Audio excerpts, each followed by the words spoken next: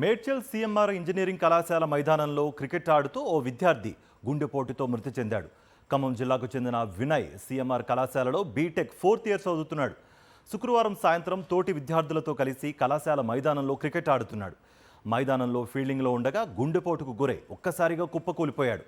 దీన్ని గుర్తించిన విద్యార్థులు వెంటనే అతన్ని హాస్పిటల్కు తరలించారు. అక్కడ పరీక్షించిన వైద్యులు అప్పటికే మృతి చెందినట్లుగా నిర్ధారించారు.